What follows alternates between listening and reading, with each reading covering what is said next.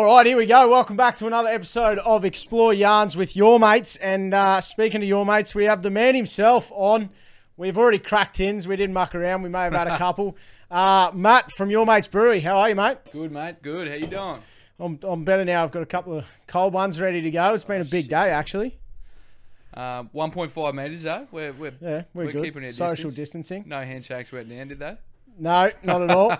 So I got the old Macca, and then you've got the signature. Yeah, Larry. The Larrikin. The Larrikin. Shit, yeah. So, Delicious. mate, for any of my followers, if you've been following us for a while now, you pretty much know this is the only brew that we drink on our trips, and of course you would have seen us drag along a trailer full of kegs at some point. But for some of my followers that might not know anything about your mates, just give us a real brief overview of who and what your mates is, mate. Good beers, good mates, good times. That's pretty much us in a nutshell, yeah. I mean, beer's beer. It can be as delicious as you want, but it's nothing without mates and you know, this social experience. So yep, that's kind of what we represent. And yeah, I mean, since 2013, been cruising along and definitely had some ups and downs, but fuck, we've met a lot of good people along the way and been a really good experience. And yep. Yeah, now we're ripping and skidding. All right, well, let's get into the full story because I know that's what a lot of people want to know about. Where did it start? And let's just start from the very beginning. I'm guessing it happened over too many beers, but let's run through the story.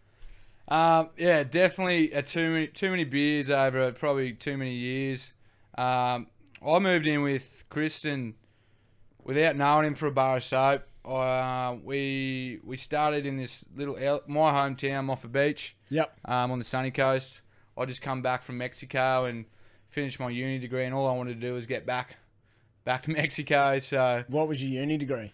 Construction management. So just dealing with grubby tradies really, and telling them what to do. As a 21-year-old, pretty hard to tell a 50-year-old concreter what to do. So having some barneys on the job site was kind of everyday deal. We used to hate you blokes coming out on the deck and telling us what to do with your fucking uni degree and no idea. Clean steel cap boots and yeah.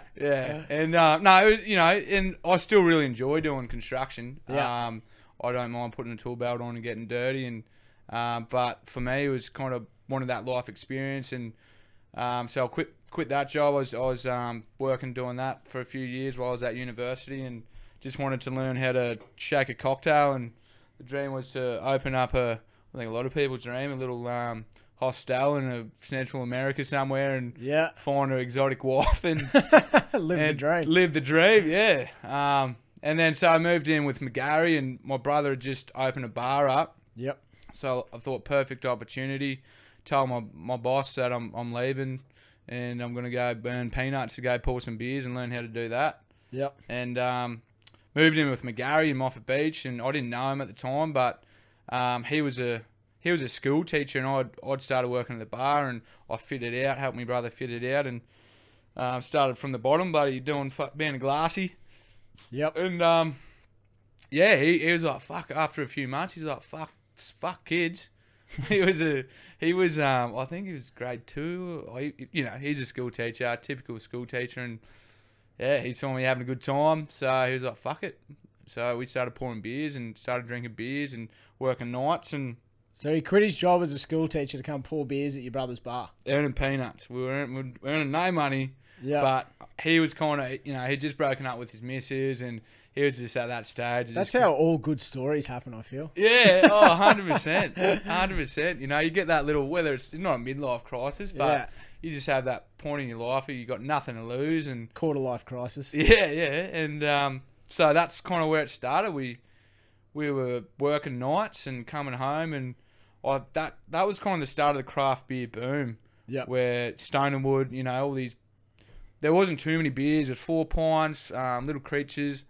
So we'd kind of worked our way up over the months, and became bar managers, and we're getting beers in. Yep. And I don't know if anyone knows Caloundra, but they call it Nambour by the Sea. It's kind of if you don't live there, everyone thinks it's a shitbox, but it's actually such a beautiful place, and which I really like about it because no one knows about it. But so everyone's like, you're never gonna get that. You're never gonna get the locals drinking fucking this fruity shit. Yeah, fair enough. Can we swear on this?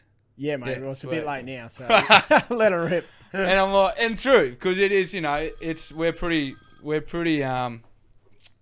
yeah. There's some good old locals there who do like a 4X Gold. So we got, Stonerwood paved the way for us. We, the guys who work there, absolute legends, and we got Stonerwood in, and it ended up being the number second selling beer to 4X Gold. So yeah, right. That was kind of a little turning point for us to kind of see that craft beer can be sold in Queensland. Yep. Yeah.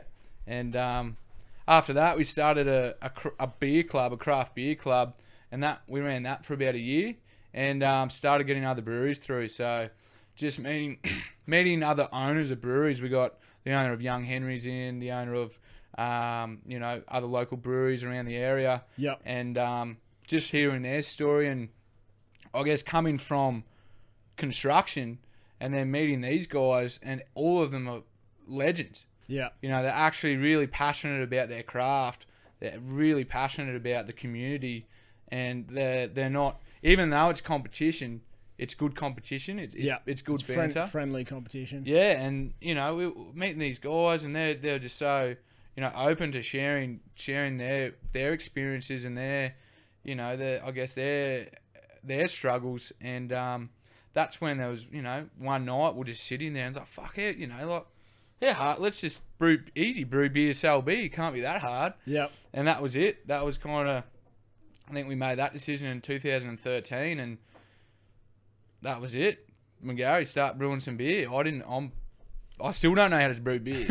Yeah. I don't have a fucking clue. So, we just naively thought it'd be easy. Not easy, but let's brew How hard beer. could it be to knock something up and sell it if everyone else is doing it? Yeah. Well, at the time, there wasn't a lot of... We were the first... I think there's 17 breweries on the coast now. Crazy, right? Yeah, it's psycho. Which is great. Everyone's found their own little niche and their own little pocket. Yeah. But we were there was one on the brewery, one on the Sunshine Coast Brewery. They've been there for about 25 years. Greg's a legend. But we were kind of the new age craft. Yep. Didn't know how to brew beer, didn't know how to run a business, but let's do it. So just to be clear, there was two of you and McGarry at the start, and is there only you and McGarry now that own it?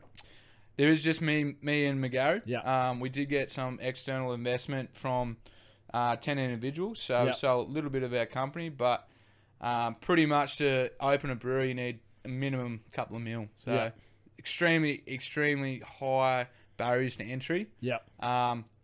Which we didn't know at that time. Yeah. We didn't have a clue, but it is a very hard industry. But I guess for us, it was more so the lifestyle. Doing something that we could wake up in the morning and enjoy. Yeah. I mean, that is. You're not looking forward to Friday just so you got the weekend coming up. You actually wake up Monday morning pumped, raring to go. And you know what it's a bit that's why you quit your job. That's why I got out of Not doing this for the money, are you? No. Yeah. Bloody oath I'm not. Yeah. Although I do get a few free beers, so it makes it free worthwhile. titties. Well, let's go back to then. So two of you decided, you know what, we're going to brew our own. So where did it start? Was it in your house, McGarry's garage? We lived together, so just started brewing beers. That was shit. It was the error of the average ale, we call it. So I remember this one story. So we brew this keg of beer, and there's this process where you take all the minerals out of the water. So Brisbane's got different water to the Gold Coast, and Sunny Coast is different. So you take all the minerals out and put minerals back into the water. Yeah, okay. Beer's obviously 95% water. Healthy for you. Yeah, it's good. Yeah. And so you do that, and then you build your beer up from there. And then McGarry did it. At this stage, we were just hopeless. We didn't know what we're doing. Fucking in the back of our shed, and we brewed this keg. We brought it over to a mate's place, and there was 20 people over there drinking pre-drinks, and we put this keg on. And it tastes like proper metal, like drinking metal water.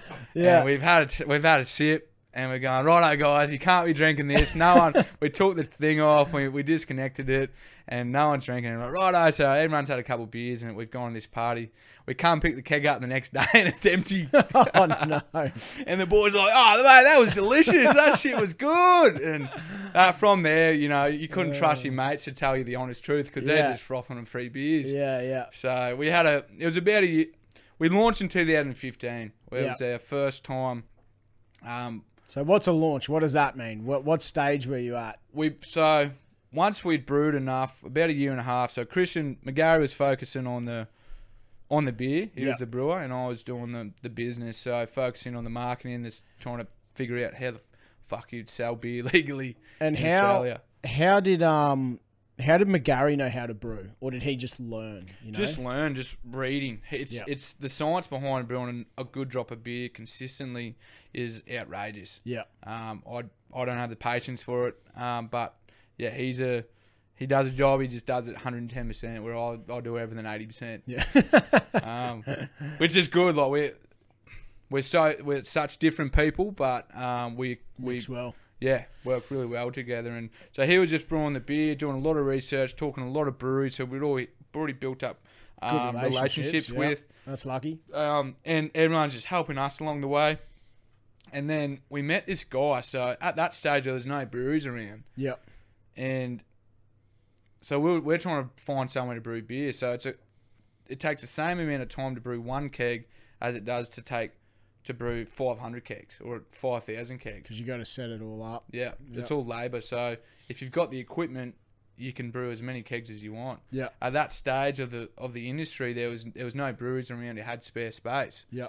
So we ended up meeting this guy. I just called around every brewery in Australia, and this bloke, his name's Bert, and he'd been brewing beer since he was 14 years old in Bavaria, in Germany. Yeah, right. And so over there's a brewery every 800 metres. There's 512 breweries in the size of the Sunny Coast, I think. 512. So it's like every pub has their own little micro brewery. That's out of control. Psycho. So he was the head brewer, and then so his business went bankrupt. He bought it off the owner for $1, and he looked on the world map, and where is there no craft beer? He moved all the brewing equipment to Baffle Creek. Really? To the middle of Baffle Creek. You go to his property, and it's just, far as the eye can see, just flat grass, like long weeds. So, have you been in Baffle Creek? It's in between. It's like Where is it? Past Bundy. Yeah. Like in between Bundy and Agnes Waters. Yeah, I may have driven through it. I know the name, but I don't recall. It's like epic little spot, good barramundi fishing. Yeah. And so I'd been there once before, not like driven through it, but so we've driven up there, and so he's got his brewing system. Met Bert, full leader house and rosy cheeks. Yeah, right. And he's like, I've moved here. So that night we drunk pissed with Bert till 3 a.m. Yeah. He was just we were blind, and he just kept filling us up. Had these little juice jars just with this like bacon beer, and he can probably drink like a fish. Oh mate, we were so blind. Woke up at 6 a.m. He's going, "Come on, boys, wake up!" Like in his German accent, and we were just hung over watching him brew. But he brewed our first batch of beer. Yeah, so right. We had 20 kegs. Picked up 20 kegs from Bert. Yeah.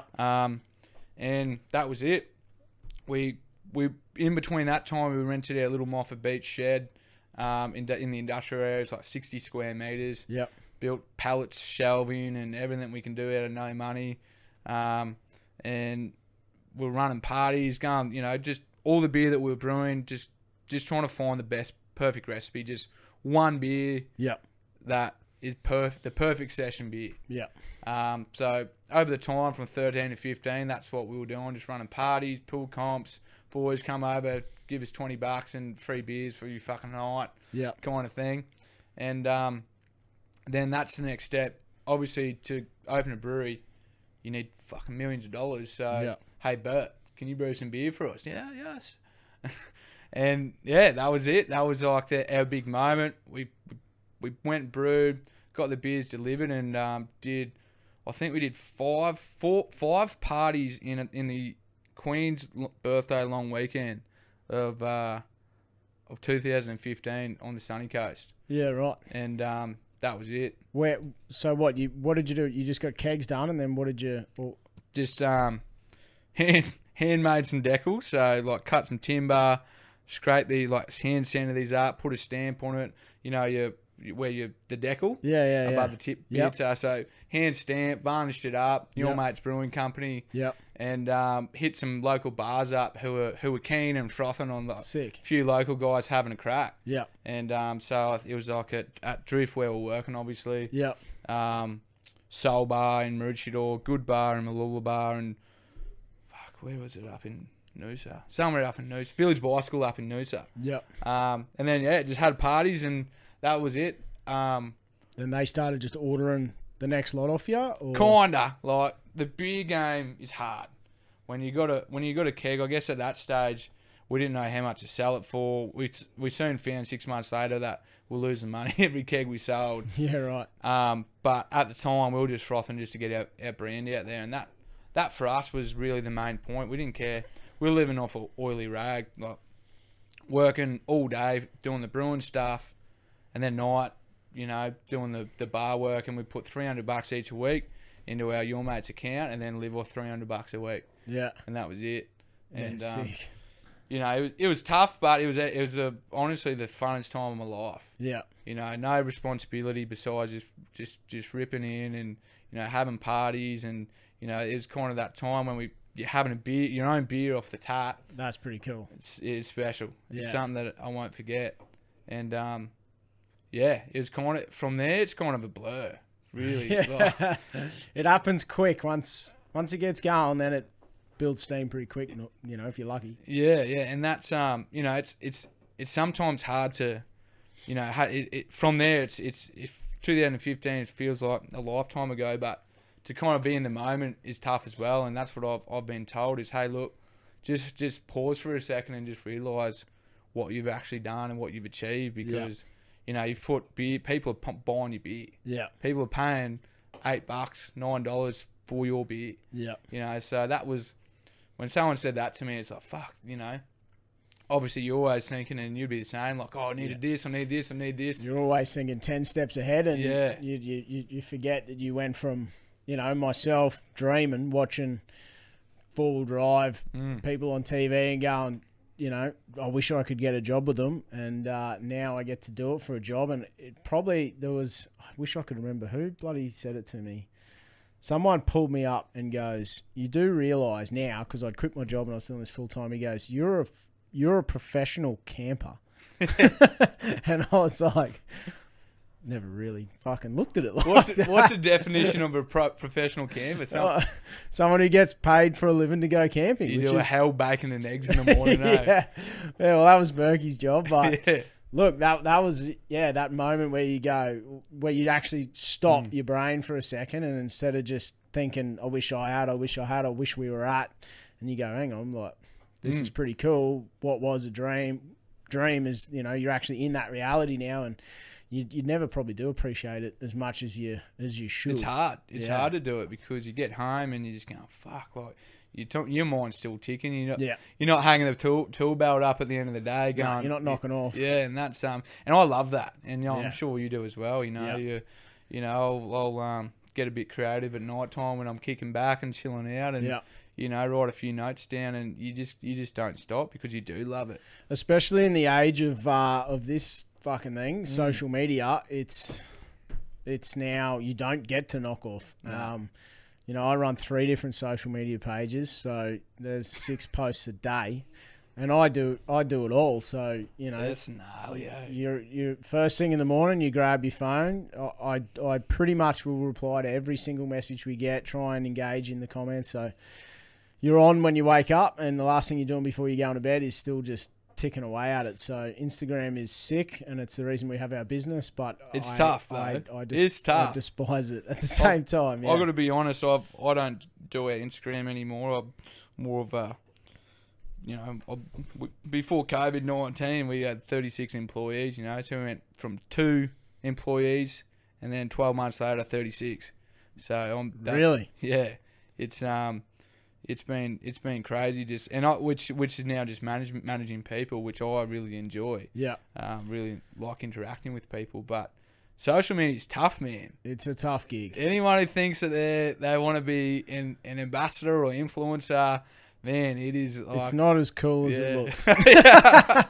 I'm in the back. I'm in the behind the scenes in your trips, and I'm just going, fuck. I don't even.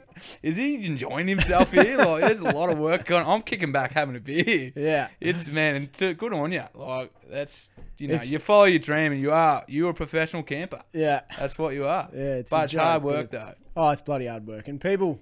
For everyone that does think, oh, you live the dream, and I mean, I am living my dream. Yeah. But when I'm out vlogging trips is sick. When we're filming like the professional series, like you've seen us, we're just, you get the 6 shot and you move on. It looks like we're just having this hell time constantly, but we're doing laps on a surfboard going round and round a blow up toy to get one photo. Yeah. Second we got it, pack it up, let's go. Righto. Yeah. If Matt ever invites you on a trip, if you're lucky enough, don't be. You got to take the scenery as quick as you can. I tell you. Yeah, we have learnt to slow down a bit. I mean, on our early trips, the poor boys, like I was getting them up at 6. I was, and we were pushing till probably 8, 9 o'clock at night. All day, solid. And we were about. Well, we'd driven 2 days straight to get to Cairns. We started the trip. I think it was day 4. And Berkey, good old Berkey back then, he was the one who'd do the wake-up call. So it's like, what time are we all up? 7's asleep in. If I let the boys sleep into 7, they're living the dream. So you're on the tradie clock, mate. You're up early, yeah. So 6 o'clock, I'm like, we're up. And we didn't go to bed until 10, 11 the night before because, we're trying to get some closing shots sitting around a campfire. And it looks like we've just pulled up, but we've been there for 3 hours fixing the trucks, and then we're trying to grab a couple of shots. And old Berkey's gone and woken up our videographer, Matty, who's a good mate, and he's let him have it.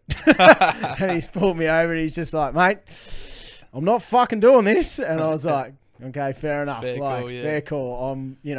We're having way more fun than the film crew's having. They're working twice as hard as we are. Oh, shit, yeah. We're just sort of enjoying it. You're just the director. Right, guys, where's something else I can do? How funny. Yeah. What else can we do? So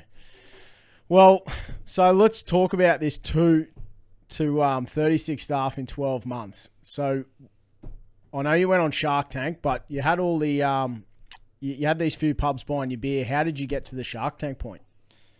Our main focus was building if we couldn't sell beer on the sunny coast, our backyard, you can't sell beer anywhere. Yeah. So for us, it was really the proving point to build a foundation of a loyal following, I guess. Yep. Based around our brewery. So we just focused on parties. Yeah. McGarry was one of the best vinyl DJs on the sunny coast. Oh, really? Yeah. Oh, his collection is insane. Yeah, right.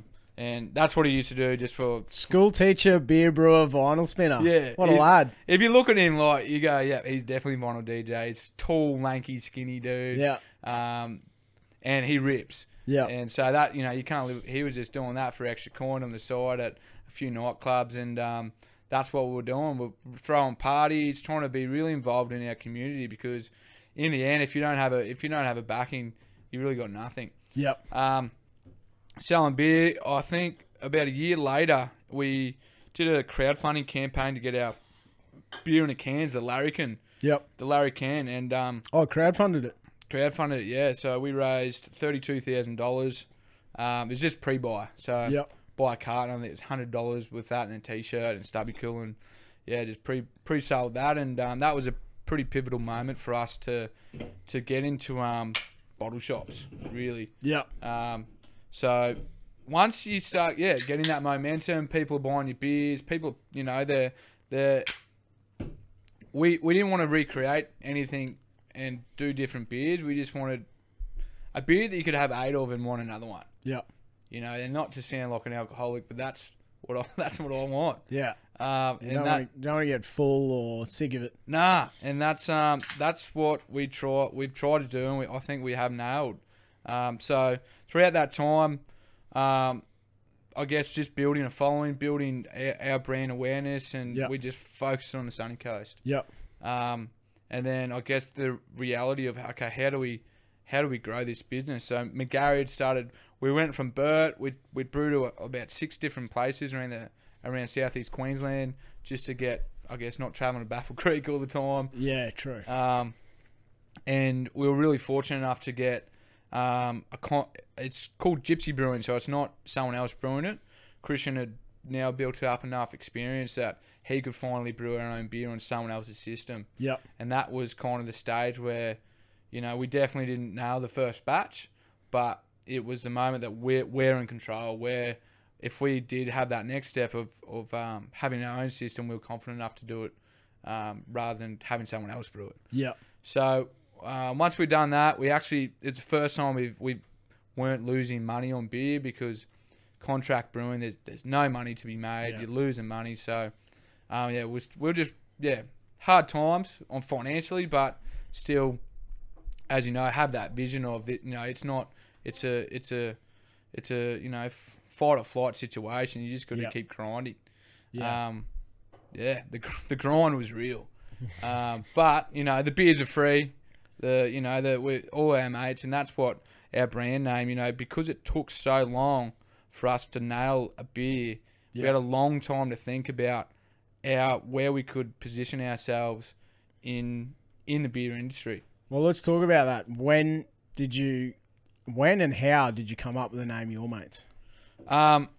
We named ourselves Salty Dog Brewers. Yeah, right. So that was our first one, just to get a company registered and whatever. Yeah. And someone had already trademarked it, so we're getting these notifications, and Yeah. it took us about 6 months. And again, it was on our blue lumpy futon that we're talking. I was like, oh, what about Old Mates? Old Mates, da da da. And then someone had trademarked Old Mates or some winery something, and then I'm like, what about Your Mates? And as soon as we said it, it's just like, fuck yes. Yeah. That is you don't even need to have a marketing degree to market that shit. Yeah. Exactly. Beers, Your Mates, buzz. Done. Yeah. Done. So that's never once we did that, there was no turning back from there. And it really, if you talk to our mates, the guys who'd been to the parties and cut a cold room in half and fit it through a gap that it couldn't fit through. Yeah. That was what built our business. That is what, we had no money. We couldn't pay any tradies, but we're pretty fortunate all our mates are tradie grubs, and everyone can chip in and appreciate that, to come and lend a hand for a few beers. So it really kind of cemented our place in what it meant, and I guess the importance of kind of following those principles through our business. And building that culture. Obviously, there was only 2 of us. We didn't have any employees, but it was something special that we kind of identified at that stage to keep moving that principle and that ethos forward. And what was the first beer that you ever come up with? Well, where did the characters come from? I think that was like the next piss drinking session. We were just like, right, Your Mates, what are we doing here? And again, I thought we were just spitballing. I was like, well, like Your Mates, like the characters, and everyone's got different personalities. Like, you'll meet my mates, and I think they're legends, and there'll just be one of them you don't like. And that's just human nature. But then there'll be one of them you fucking bro down with hard. And everyone's got different personalities. Everyone enjoys different beers. Some people don't even drink beers. Whatever, that's cool. But that's kind of it. Like, we're full of there's legends everywhere. And whether you like them doesn't mean that everyone else likes them. But that's what our beers are. Their personalities. This is my beer. This is my best mate Larry. But Macca's. I know you love Macca. Look, I actually prefer the Larrys. Bullshit. No, it's happened. It's happened. So I'm a dirty, filthy onto 4X the pale gold ale. drinker. Yeah, changed him. I am a straight up lager, 4X gold. When I met you, you were mate. How did we even meet? I don't even know how we met. Through I have no idea. Through Berkey. Oh, that's right. One of Berkey's No. Yeah. It's friends. McGarry's partner now, which is his now. They were supposed to get married a couple of weeks ago, but Yeah. she used to work with Berkey. Yeah, right. She's like, fuck, there's this dude like has his full dive company, and yeah, that's how we met. And then I must have bloody 4X Gold Grub. Yeah, proper. Proper. I was drinking 4X Gold, before it was cool, and then Mango came about, and apparently it was cool to drink 4X Golds, and I was like, oh, righto. And that's since died off again, I think. But, yeah, when I first had your beer, I was like, fuck, that's pretty fruity, eh? And you're like, you have a lager? I'm like, yeah, I think we got a lager coming. Straight up, I was like, yeah, nice beer, but have you got a lager? And then, so obviously I got stuck into the Maccas because it's a lager. But, well and truly converted, mate. Like, the only reason I will still knock back the Maccas is predominantly because I'm driving. Yeah. And on the trips, it's a great lunchtime beer. So I can have a couple at lunch, and then we're still driving. Fully legal for everyone that likes to email me and tell me why I'm bloody drinking beers during lunch. Because I'm a responsible drink driver. Under the legal limit, just to clarify. And, and now, like... I'm trying like other pale ales, but Larry's my man. He's the go-to. So you've converted me. 100%. So it's hard to go back. Oh, it is. It's full of flavour, and I didn't really understand. I guess until I'm probably up to about 4,000 or 5,000 of it. I'm like, oh yeah. Yeah. And that I mean, anyone who starts drinking craft beer, like it's not. It's just beer. You know, it's beer. That's how I see it. Like, you know, I love meeting, you know, Aussie blokes, and they're just like, fucking this shit. I'll just feed them a 4-pack, and they'll get to that tipsy stage, and they go, hep, it's pretty good. I'll give it to you. I'm going to drink me 4X, though. And I'm like, mate. Yeah. And then I've hooked them. You know, I've just put that little bait out. Yeah. And, you know, in the end, everyone likes to, you know, go against the grain and do their thing. But in the end, like, that's what we really see is kind of spreading good beer around, you know. It's everyone. I grew up on 4X Gold. That 4X Bitters was my beer, but after a few of them, it kind of tastes like water. Yeah. Which is, you know, is what it is. But this is just... Yeah. No, it is good, full-flavoured beer. There's no doubt about that. So we did get a little bit sidetracked, but I want to go back to Shark Tank because I think that was probably a pretty important moment for you guys, I'd imagine. Yeah. So how did you get to the Shark Tank moment? So at this stage, we're brewing our own beer, and we realised that it was a make or break, really. Like, we needed to start our own brewing company to make a living. We still weren't paying ourselves. Yeah. So to make any money, you had to be brewing your own beer. Yeah. In your own bloody brewery. At this stage, we'd quit our jobs at the bar, and we'd open up our own small bar in Nambour. If anyone knows where Nambour is, Nambour is the forgotten little fucking grubby, I guess, where Sunny Coast started. But yeah, I'm 4th generation Nambour. I found out last week. 4th generation Sunny Coast, should I say? But in Nambour, it's real old, historic. We built this bar under a pub. It's called The Basement. Yeah. And it was grungy as, like, good, yeah. Yeah, you learn from your mistakes, but it was not a mistake from, I guess, a loyal following, but we definitely made some good mates out there, but we definitely still weren't making money. Yeah. So through this process, we actually had that for a year and a half. We had a lot of like loud bands playing down there. It allowed us to focus on our business full time, though. We weren't working for someone else. Yeah. We were kind of, you know, bringing our own cheddar in, still, you know, on the bums of our ass. But well, let's talk about that real quick because I like to talk about any of the business owners that come on this podcast. That moment where you go, let's throw in the towel and just go balls deep on our, you know, on our gig. What was that moment? Was that a pinnacle that you both quit at the same time, or how did that happen? We both did it at the same time. Yeah.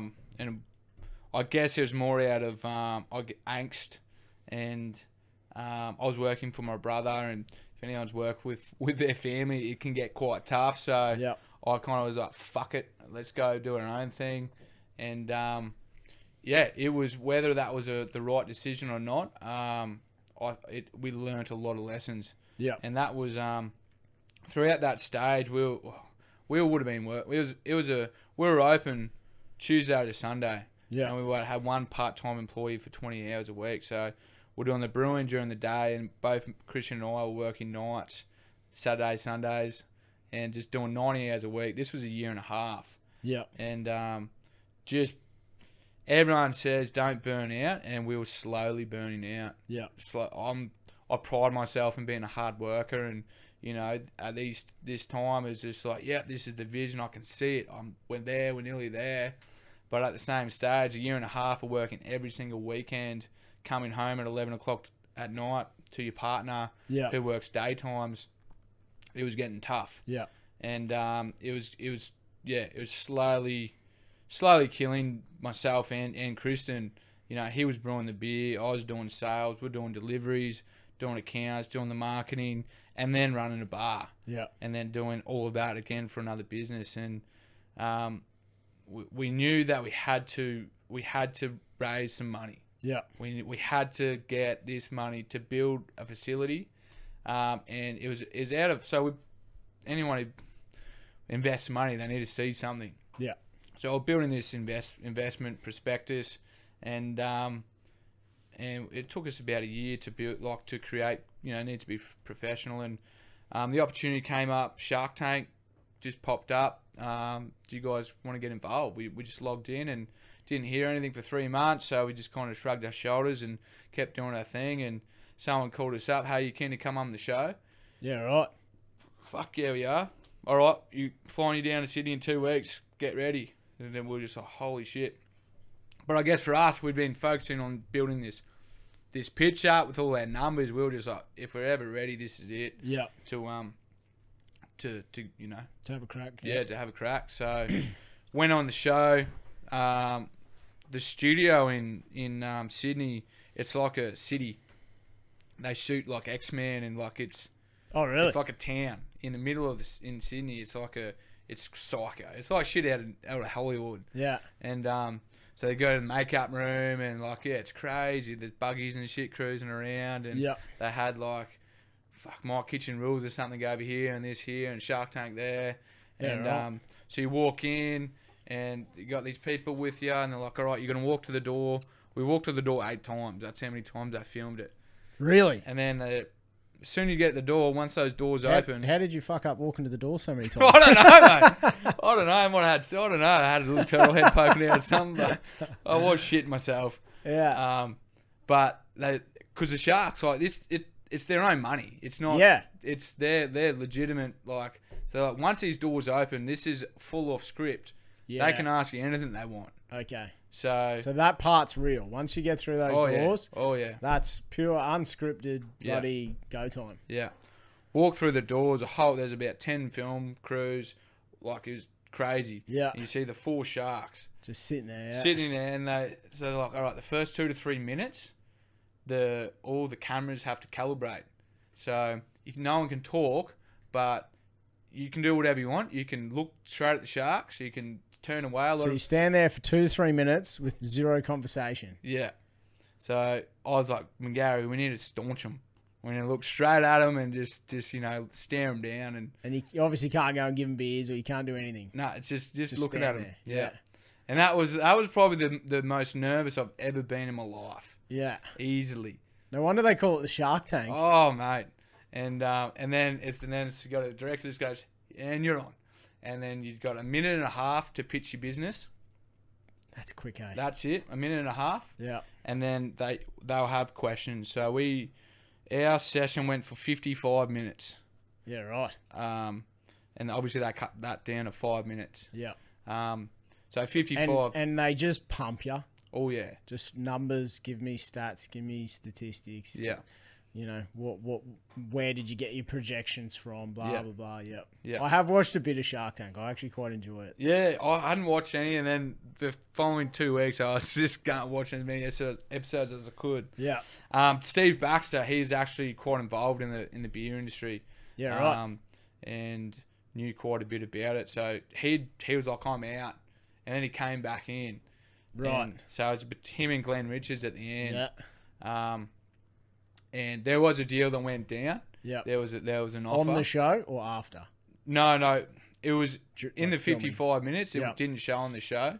Oh, it didn't show on the show. No. So how did they fucking swindle that? They just said no, and but then Well, they can show whatever they want on the whatever they want, but yeah, for us it was over 50%, and that was we'd come up with a number that we would have went with, and thank fuck we didn't, to be honest. But over 50, we needed ownership. 100%. That was the whole reason why we started the business. Yeah. So who threw that deal out? Steve, he'd thrown the deal out, and that was reluctant from him, because in the end, we didn't have fuck all either. Yeah. We were just two blokes called your mates who'd had a few beer sales, you know? Yeah. Like, there was no hard evidence that we were going to be anything, or we knew what we were doing. Yeah. So from them, they're just investing in people and the personality. Yeah, exactly. And it's pretty hard to do that from a hour conversation. Yeah. And from us, we're going, fuck, they want this. No, like, fuck no. Yeah. So that was it. We kind of made the decision, and we look back and we're like, oh, should we have done this? But now we look back and go, thank you. Like, our independence is the best thing we've done. You know, you have to maintain control. Yeah. Otherwise, you're back working for the man, right? Yeah, exactly. And in the end, we would have just been that Shark Tank brewery rather than your mates, who represent something so much bigger than Shark Tank. Yeah. So after that, during that chat, they were just like, what are you guys doing running another bar? Like, fucking get out of that straight away. And literally next week, we closed the basement down. We're like, we're just like, no, it is taking a lot of our time, and it was really hard to do. And then as soon as we did it, it was just like, buzz. Like, we just had so much time to focus our energy on this. Yeah. And we're like, righto, if we can't get money that way, let's get some money on board. We didn't take any VCs on, like big venture capitalists or anything. Yeah. Just local people who've seen us from the drift days when we were pulling big hours, and they've seen how hard we'd worked. Yeah. And that's that we didn't have a brewery, we didn't have a pub, we didn't have anything. But they knew that, hey, I'm going to give this guy, it was a minimum $50,000. Yeah. How do you tell someone to do that unless they know they trust you? Yeah. So these guys I hadn't met half of them, but they'd met me. I'd serve them a beer, or I'd seen them at a festival, or they've heard it from a friend that, oh, you should check these guys out. Yeah. And they've just been following us. And I guess it comes back to that kind of loyal community that you say good day, or people trust you. Yeah. And then from there, got some money and built a pub. Built a hell of a pub too. Yeah, built the dream. You didn't muck around, like, yeah. From being in a basement to what you built. So for everyone at home, where's the pub? We're in Warana on the Sunshine Coast, so it's kind of between Caloundra and Mooloolaba. Yeah. And went from a 60 square metre shed to 1,100 square metres, and it's getting bloody tight now. Yeah. And at the stage, big empty shed, but... And it's obviously where you brew the beer, but then it's a full-blown pub with meals, everything all attached. So you can rock up, head in, have a monster night on the beers and a good feed. And, mate, I love your burgers. Like, I can't go to the Sunshine Coast without stopping in for a sneaky takeaway burger. Oh, yeah. The chicken burger is unreal. But, yeah, I mean, that's when you think about, and, I don't know obviously your dream professional camper. But that was our dream, like, to have that and to do that and whatever. Which is a monster step. Yeah. Like, that place it's sick. Like, it's huge. From years to go to a basement to that would have just been like, the fuck just happened? Yeah. So we had one part-time employee at the basement till now, 36. We still got even now, we've got 18 permanent full-timers and,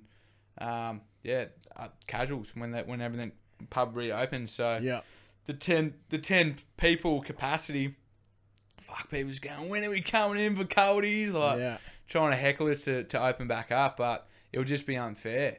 At this stage, we've just made a decision. You can't open up for 10 people. No. Not when we can fit 250 people. Friday afternoon, like, it's going to be a line up our fucking street. Yeah. But Well, yeah. what is it? 2 weeks from this? By the time this comes out, because we have got a little bit of a backlog on these, it'll probably be about a month-ish. 20 people. So you'll be about 20 people. We've been thinking about You'd have to crack it open for 20. We're thinking about doing like some sit down, because we still do takeaways. We got well, that's a cool thing, and I think the one upside to COVID is it weeds out.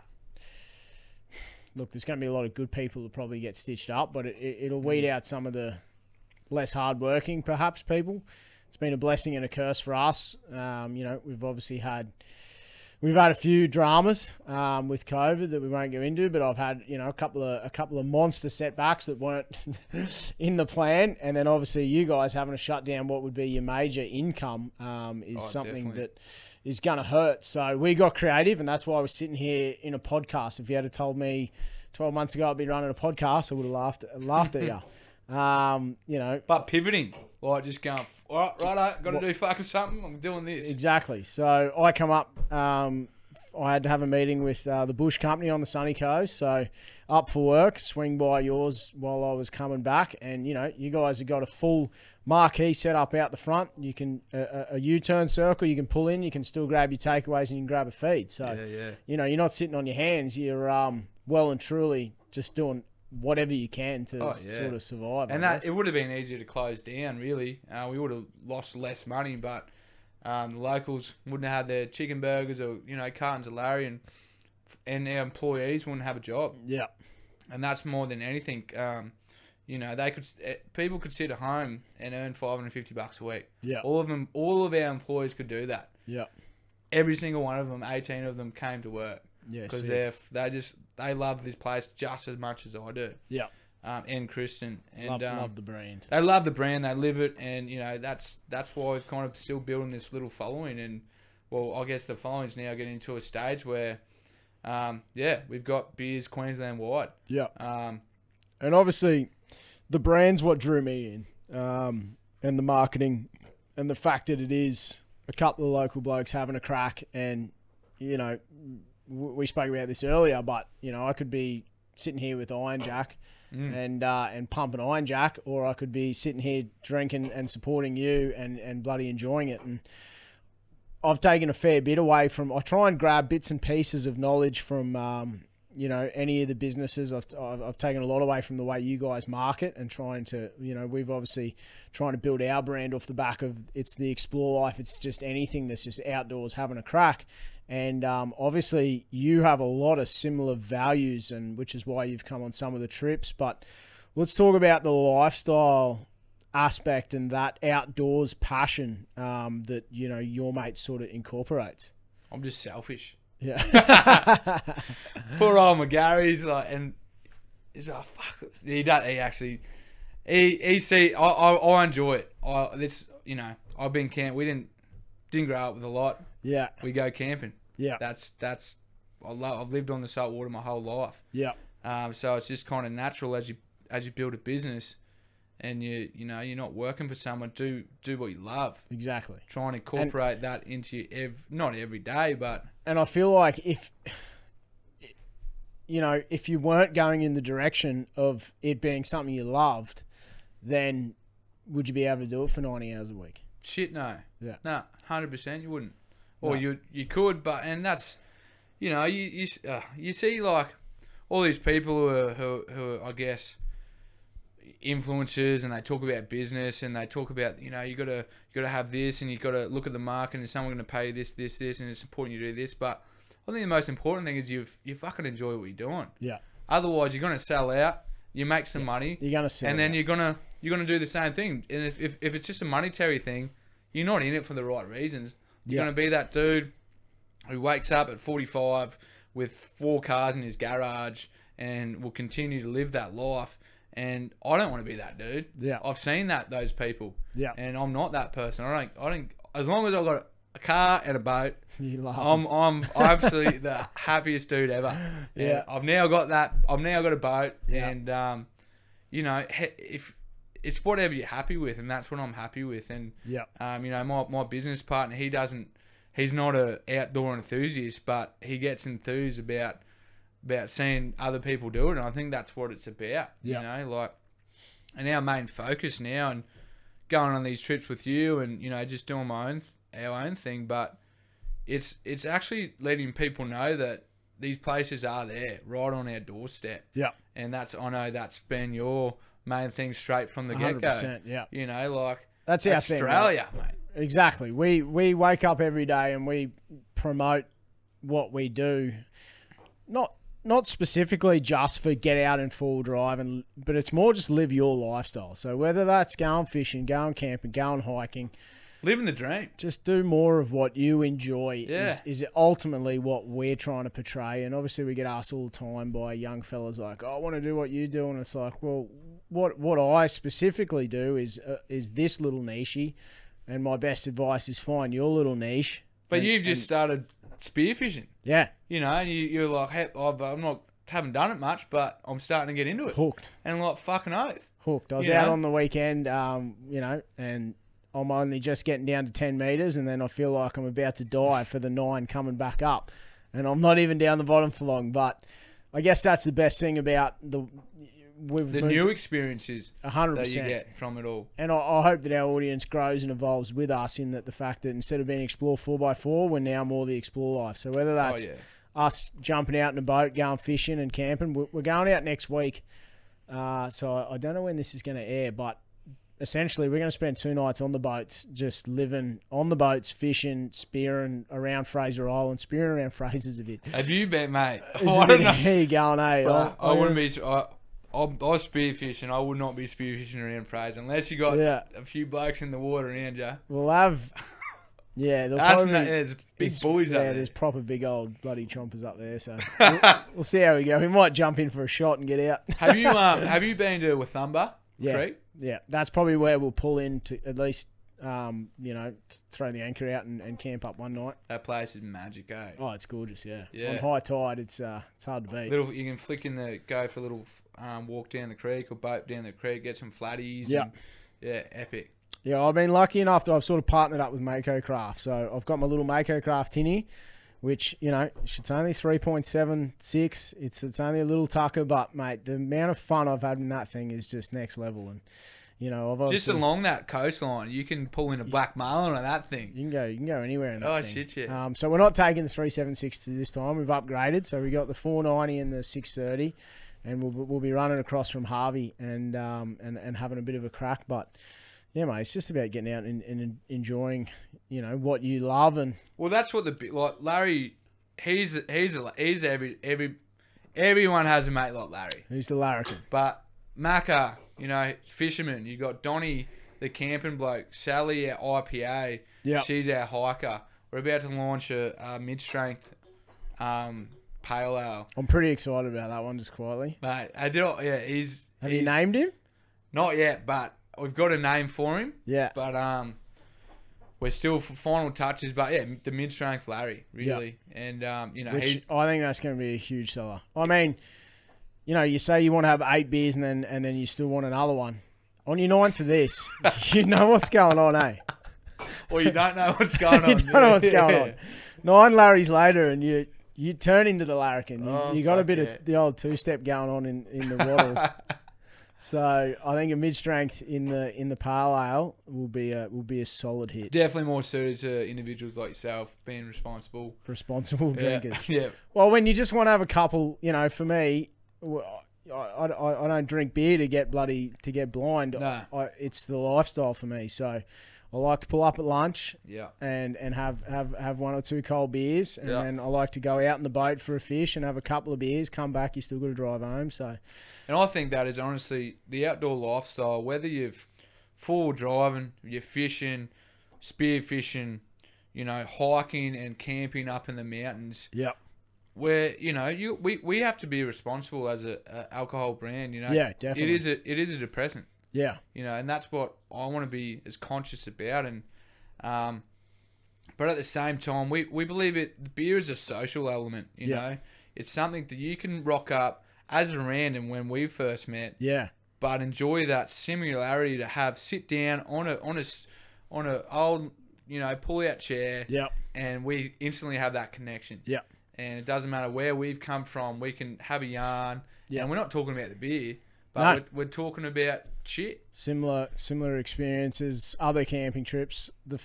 So the first time when What trip? when did we actually meet? Like, did we just meet on the trip? We did. So we pulled up. The first time I met Hep was in the line for the DI barge. That's when I met you. What's it? That's when I met you. I can't remember. Yep. I rocked up, hopped out of the truck. You and old mate was there. Oh yeah, Shy with you. Yeah, he just Shy. bought a brand new, You had the Land Cruiser. 76 series. And we were in the line cruiser. for DI, and that's when I shook your hand and said g'day, and I think that's where we met. And so we just went straight up the beach for a weekend. Yeah. For Australia Day, which was a Had a good time. was a blinder. To be Had a honest. good time. Yeah, that was a cracker. How many kegs did we get through?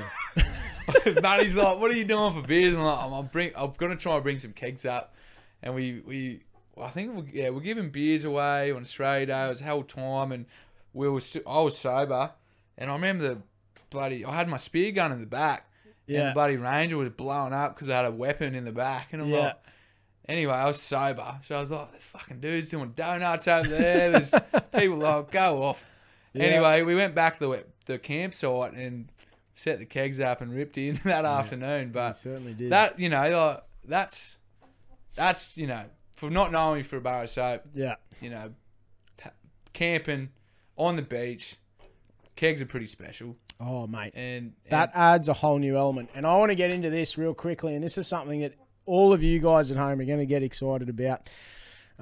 We'll kick it off firstly with something that not everyone might be into. And right now, there's a couple of your lads fitting out a fridge in my shed. yeah, see how they're going after this. So I'll have tap beer in my little shed down here. So when we're working on the cars or a Friday afternoon, I'll have tap beer, which is going to be available as a kit for people at home? Oh yeah, definitely.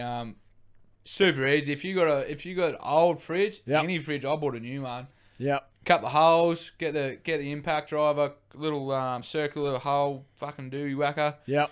Bop, straight in, tap, done. Perfect. So that will become an option. And then this is the one that you guys are going to be excited about. I got a 50-litre Waco sitting there. This is a game changer. And we're going to come up with a system that is simple and easy, that you can grab a 50-litre, 40-litre, whatever it works out to be, fridge, and have a tap on the front of it. And that is something that you'll see us promote more when it comes out. But Which mate, is epic. I think you go up, and I've been camping up DI since I can remember. Yep. And the amount of people who go up there and fucking leave shit behind. Cans, And rubbish, bottles. It's disgusting. They're not saying bloody kegs are the solution at all. But it is one step closer to a sustainable environment, and that's something else that is definitely where we stand for: mateship, inclusivity, and looking after our natural playground. That is our three things. And I think that's something that we're going to get behind a lot harder in the coming years. Is that more sustainable? Yeah. And I'm going to have to work out how we do that. Very hypocritical as I bang around in a big V8, but mate, we produce beer. We use power. We use water. Yeah. We're a company, but I think as long as you can acknowledge that, and somehow try and offset it, and offset that carbon footprint as much as you can, if everyone had millions of dollars, we could all do it straight away. Yeah. But you start off, and it's just those little steps. Yeah, 100%. And if all it is cleaning up your rubbish before you go, or cleaning up 2 tinnies before you leave a campsite, happy days. We're obviously a huge advocate of not leaving rubbish and shit around the camp, and we have a little rule that we play in my car when I do some Ks, and when I'm driving, when I get tired, I'll pull over, jump out, pick up 3 pieces of rubbish. I've always got a spare bin bag on the back of the truck, and that's what sort of that's what keeps me. I'll have a macca. I got a bloody drive. You got a driver. And that's our little game. So when I get tired, pull over, pick up 3 pieces of rubbish, chuck them in the back, and go from there. And that's amazing. And I think you've got a pretty amazing voice to do that, because you don't want to stereotype full drivers. No, because I am one of them. It's But, it's you the know, 2-3%. if everyone can do that, you know, it's a bit of a shame when you go up to these amazing places and There's just shit left everywhere. you see shit everywhere, and come on, that's disgusting. You don't want to pull up. You don't want to be that bloke seeing that shit, and you don't want to be that dude doing that shit. And it is only a small minority that do it. And I think one of the awesome things about the full drive lifestyle community now is that it's really becoming it's just a big Shame. It's just a big unacceptable practice. And there's so many legends out there that do just rock up to a campsite and they clean anything that's there. That it's, you know, I think if everyone just has that attitude where if it's, you know, just because it's not yours doesn't mean you can't pick it up, we'll be laughing. But we did get sidetracked. So stay tuned for your mate's keg setups in your 4B, because it doesn't really get too much cooler than pulling up on the beach and being in your campsite on the dunes and pouring your own tap beers. Like, oh, mate, that is the when dream. you guys came up and were pouring tap beers, I was like, I don't know if I can ever go beach camping again without it. Yeah. And So I don't know. It's a game changer. it is. It's going to be a hell of a thing. So let us know in the comments if you'd be up for a bloody keg set up in the back of your truck. And, you know, you might only throw it in for those big weekends away, or it's obviously not something you'll have in there full time. I mean, I will be. I'm going to have a designated... Middies. Yeah, middies. Sure. Responsible For sure. drinkers. But, no, stay tuned for that. I'm just... Because you got the keg... You probably fit 2 kegs Yeah. in there. And you just got a little gas thing on the side. Anyway, I'll talk about this later. Yeah, it's in development, so stay tuned. That's something that we are working on together, which will be pretty rad. So we're going to get stuck into a few Instagram questions because I've had a few come in. Let me pull her up here. All right, here we go. So, your mates. All right, Dylan _Prior05. Gluten-free.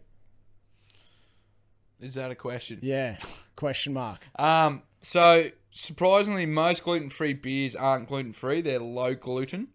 It's nearly impossible to have a gluten-free beer unless it's a cider or an ethanol-based ginger beer or something like that. And you guys do a cider as well. We do a cider. It's not gluten-free. It is gluten-free. It's gluten-free. Yeah. So Well, it's there just you literally 100% apple juice. So the cider's actually sick. Now, I'm not a massive cider drinker. Your cider on tap is phenomenal. I'm not a cider drinker. I think that's all we drunk.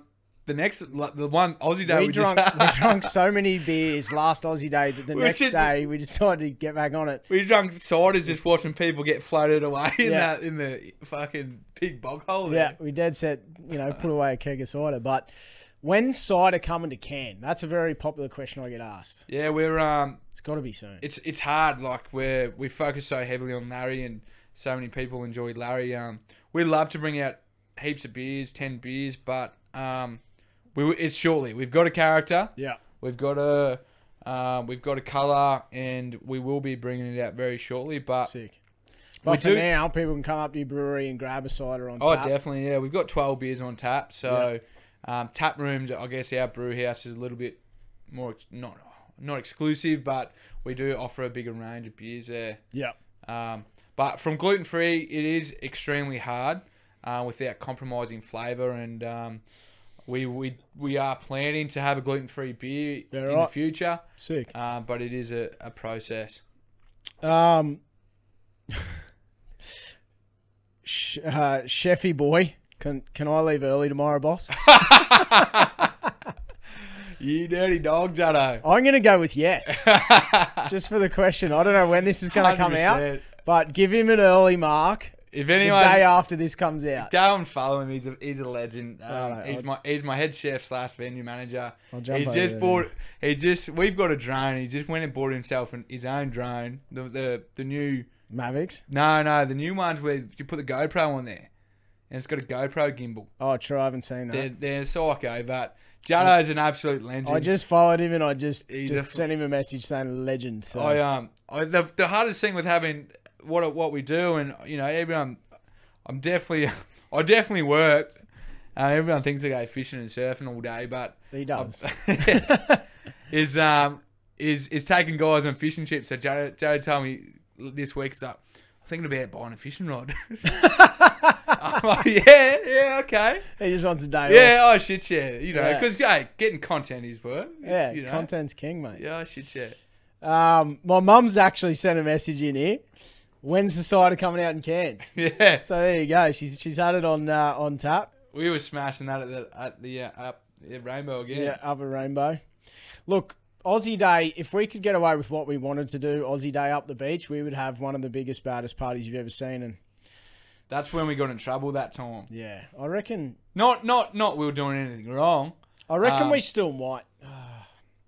I don't know. We'll worry about that. So what we did is we had beers, given our free beers on the beach, and we had a bit of a raffle. We actually raised about $3,000 for Diabetes Queensland, and everyone got a few free beers and won a shitload of prizes from some of our awesome sponsors. You cannot get more Australian than that. I couldn't think of anything more Australian or more fun than sitting on the beach, having a free beer, and, you know, gold coin donation. We raised $2,000-3,000 off gold coin donations. Mind you, some blokes were going, here's 100, I'll take the book, which was a bit cheeky, and walked away with a couple of prizes. But unfortunately, the Rangers shut us down, and then last year we tried to do something a little bit different, and we didn't really promote it a lot, but we just went up to the deck and we had a few beers there the day before. And we had a good time. We had a good time, but we'll see what we come up with next year. I think, you know, maybe we just have beers on the beach. There's nothing they can do. You know what I've been tinkering around with as well? No one celebrates it, but I'm going to fucking celebrate it this year. Queensland Day. Queensland Day. 6th of June. 6th of June. It's a Saturday this year. Sounds good to me. So I don't know what I'm doing, but I'm doing something. 6th of June. And no one celebrates it.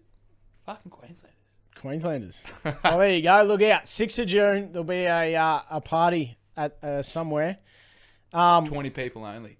Oh, shit, 6th of June. Because something I do want to do as soon as we almost organised this right as COVID hit, where we were going to have a meet-up at your brewery. Yeah, that's right. For no less than 400 people. And we had over 300 people already say they were coming. And we obviously had to can it. So once restrictions lift, myself and another good mate, Sammy Isles, I know he'll be interested, is we're going to come up and we'll have a meet and greet. Haven't asked him yet? No, well, he was going to be involved the first time. Oh, right, yeah. And he was keen for that. So we will do that. We'll have a massive meet and greet. Me and Sammy will come up and we'll cut sick at the brewery. So all you guys have got an excuse, not that you need one, but to get down, grab a burger and taste his beer. Oliver Johnson, any chance of some free merch? You're kidding yourself, mate.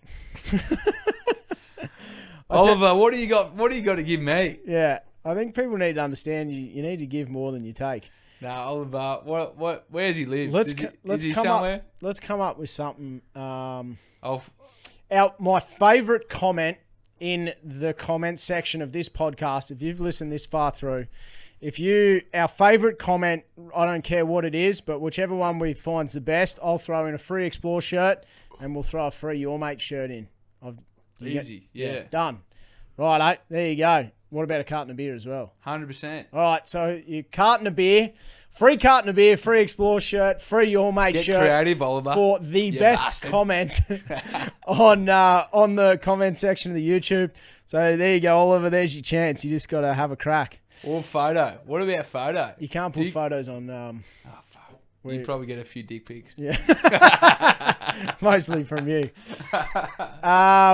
Finchy's jumped in here. Finch Touring. Were you as proud as the rest of the Sunshine Coast when Larry got 5th in the Gabs? Oh, fuck. Well, that's probably... I should have started out with that. I can't believe we... So, I should have mentioned that. So, when I should introduce them, I should have said... Number 5 best beer in the whole craft beer in the whole of Australia, which is what they got wrapped up this year, which is absolutely mind blowing. Yeah, so I probably should have started off with that. It's that's. I mean, for us, we'd only sent beer off Sunshine Coast to Brisbane, I think, at that stage. So yeah, pretty crazy. I guess it's a testament to our followers and to our community, but you know, this is there's 380 beers that go into this competition, and you know, you got Gold Coast beers, Burley's in it, Ed Bolter's in it. So Bolter won. Stonewood won. Stonewood won. Yeah. Bolter second. Yeah. Ben Spoke third. Young Henry's fourth. Yeah.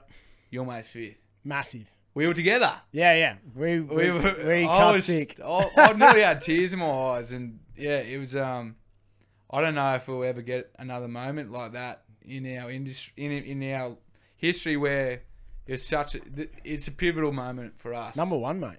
Number one. Number one. It won't be as special as that though. True. Number five. I Number guess, 5, that early on was, you know, we were sitting there and the countdown was really on to see if you could sneak into the top 10. Like, that was like, the aim. if we can sneak into the top 10 here, like, that's out of control. And when they got down to 6, it was like, you're fucking joking. But it was cool. Epic. I forget about that. Sometimes we were up in Rainbow. It was Australia Day. It was Australia Day. Fuck yeah. So, for anyone that doesn't know what the Gabs is, Gabs, when the Hottest 100's on, there's the Hottest 100 beers, which is the Gabs countdown. And out of all these breweries, everyone has to ring in, or no, it's a bloody internet form. You go on and you vote for your top favourite beers. So we're going to have one hell of a push this year. We promoted it a little bit this year, but we're going to push hard when the Gabs are on. So next year, I should say.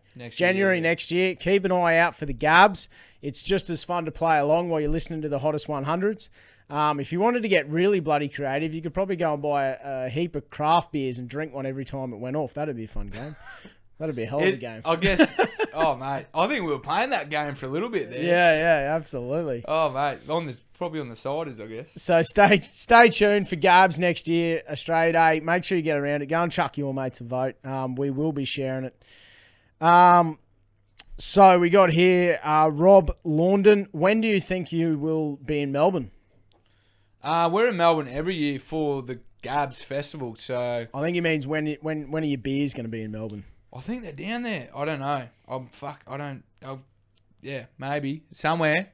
We'll be down there. We're getting down there. What's his name? Rob. Rob. We're down there. They're coming. Soon. We're coming. Sammy, most popular beer of their range. It's got to be Larry. 100%. Yeah, it's the big dog. Luke Richo. Saw a 20-pack of Larry can at my local, and they wanted 66. Surely that isn't right. That's a bargain, mate. It's actually 16, but if you got 20 for 66, 20 for 66, you're laughing. Mate, if you're a brewery our size, it is... I was telling Matty this today. Every carton we sell, we make $3. This will blow your mind. And let's touch on this a little bit, since I wasn't sure if you're going to mention it. So for everyone out there who goes to the bottle shop and you go, geez, these your mates sound like a bunch of legends, and then you rock up at the bottle shop and you go, are you fucking kidding? They want $60 for a 16-pack. This is why. Yeah, it's extremely expensive to make, and we're not a small brewery. We are a small brewery, but we have a size setup that's similar to Black Hops and similar to the good operations on the Sunny Coast, and it is to compete with guys like Bolter and on these economies of scale. We make nothing. Sometimes if we're delivering down here to Dan Murphy's, that's $3 without including freight. And then it costs me $2.40 to send a carton down here, so I'm making 60 cents a carton.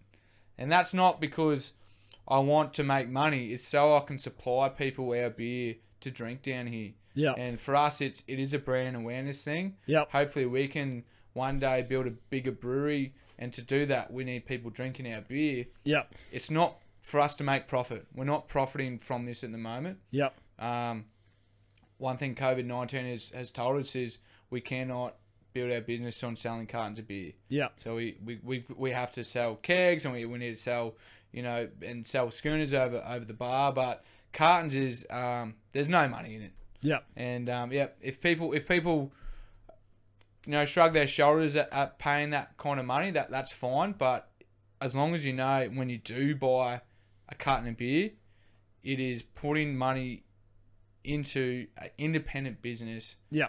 Whether Australian owned, whether Australian brewed, whether it's our beer or another independent brewery. Yeah. That's all I'm frothing on that. Yeah. There's Coles and Woolworths lining, like there's big players out there. And just touch on that briefly. Are they owned by Australians, or is it all offshore now?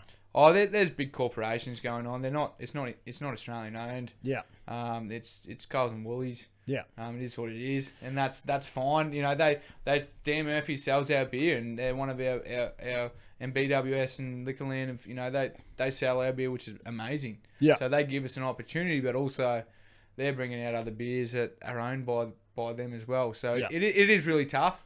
And, we embrace it. Well, I just think that's a mad bit of perspective. So for old Lukey here, mate, either stick to drinking your 4X. Owned by someone not Australian. Owned by someone offshore.